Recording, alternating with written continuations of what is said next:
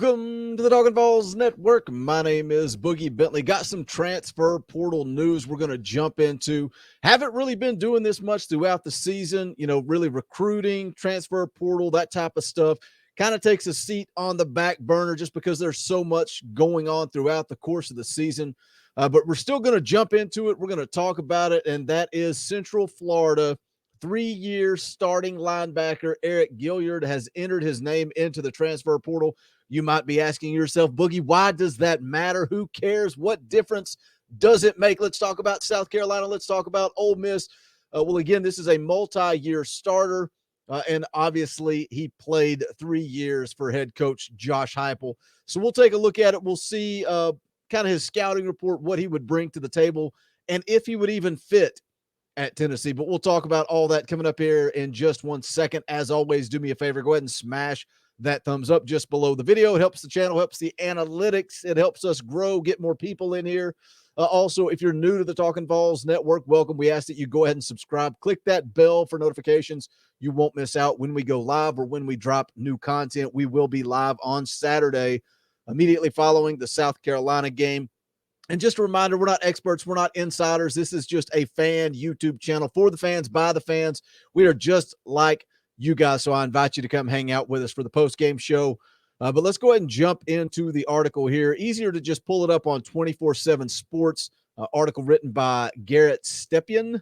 UCF Knights football multi-year starting linebacker Eriq Gilyard enters NCAA transfer portal. Now, the first thing you have to ask yourself, right, anytime we see these guys enter the transfer portal, especially in the middle of the year, is why. Why are we entering the transfer portal? Why are we quitting just a few games into the season? Let's take a look at it here. UCF senior linebacker Eriq Gilyard entered the NCAA transfer portal Wednesday morning. 24/7 Sports has learned 5'11", 225-pounder was a multi-year starter for the Knights after signing as a top 500 national recruit in the class of 2018. If you look at 24/7 Sports, he came out of high school as a 3-star, but over on Rivals.com, he was actually a 4-star.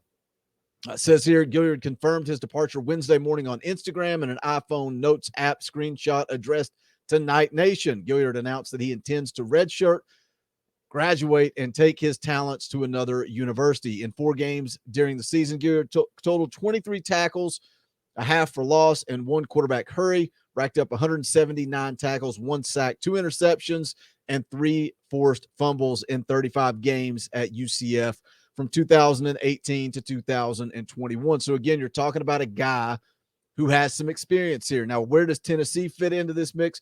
Honestly, I don't know. When you look at the roster, when you look at Tennessee's linebackers, what is that room going to look like next year? You got a guy like Jawan Mitchell, who is technically a senior, but he can also come back and use that extra COVID year. And that's what makes it kind of tough when you're talking about the transfer portal this season, especially because, again, everybody has that COVID year. You don't know if they want to use it or not. Are guys, do they want to come back for another year? Can they benefit from another year of college football?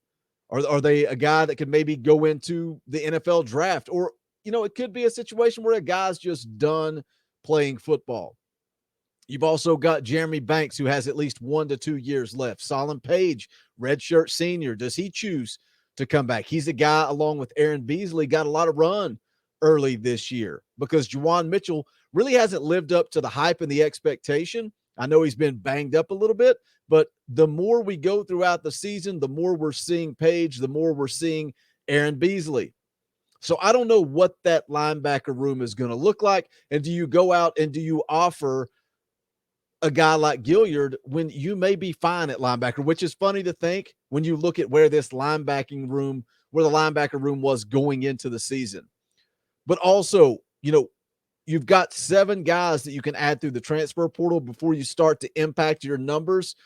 What are the other position groups going to look like? What is that quarterback room going to look like at the end of the year? Does Joe Milton want to come back and be a backup to Hendon Hooker if Hendon Hooker continues to do what he's done the last couple of weeks?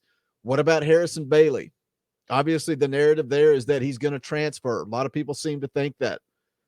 I don't know if it's necessarily true or not, But again, you don't really know how the numbers are going to shake out. It's early. Article goes on to talk about Gilliard being a high 3-star recruit, according to 24/7, number 499 overall prospect, number 32 outside linebacker, and number 81 player in the state of Florida. He originally committed to then UCF head coach Scott Frost, who left for Nebraska. Gilliard stuck with the Knights and became an immediate impact player on then defensive coordinator Randy Shannon's unit under subsequent head coach Josh Heupel. Shannon, now senior defensive analyst at Florida State, was UCF's defensive coordinator and linebackers coach from 2018 to 2020 before Heupel left for Tennessee. That makes you wonder, playing for Shannon, if maybe that's where Gilliard ends up. This is a quote from back in December 2017. Really excited to play for Coach Shannon. He's coached a lot of great players, had a lot of success in his whole career. Glad I get the chance to be under his wing. He said that I'm a very explosive player. He's been watching me for a while now. He just wants to put me on the defense at weak side linebacker and let me go make plays. Here's where, when you ask about his talent level, how good is he? Would Tennessee be interested? Look at the list of offers. And yes, this goes back. He was class of 2018. Impressive list of offers. Alabama, Clemson.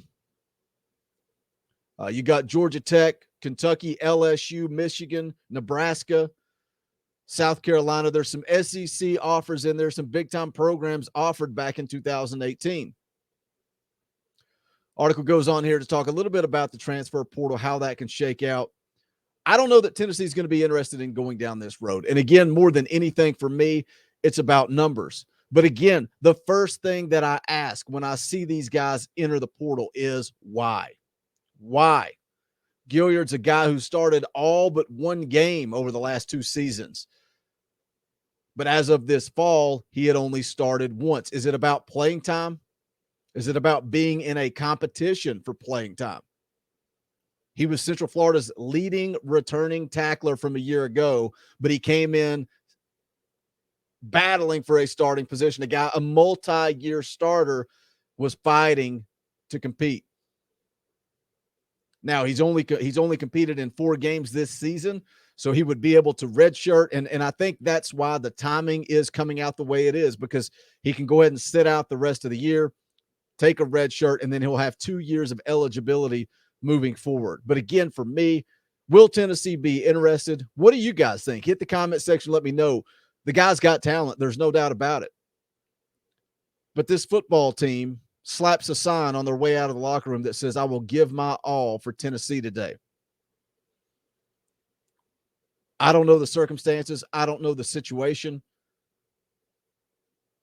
But bailing out on your teammates just a few games into the season, I don't know that I would be interested. If he can play, if he can contribute, maybe. Kind of torn on that. Leave me a comment. Let me know your thoughts. If you have not done so yet, please smash that thumbs up on the way out the door. Also, you can pick up the official merchandise of the Talkin' Vols Network. Just go to bonfire.com/store/Talkin' Vols. We got several different designs. You can pick what color scheme you want. Good quality merchandise. Any and all support is greatly appreciated. But if not, like I said, I get it. Just do us a favor. Hit that thumbs up. Share out the videos. Share it on social media, on Twitter. Tell a friend, tell a relative, tell your aunt that you've not talked to for months about the Talkin' Vols Network. You guys help make this show what it is. We appreciate any and all support that you guys give. Truly, it is your show. Hope to see you guys Saturday immediately following the game. This is the Talkin' Vols Network. My name is Boogie Bentley. Go Big Orange.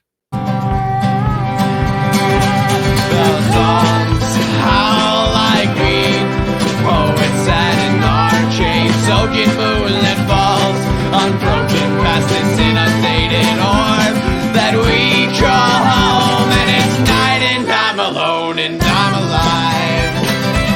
The songs howl like we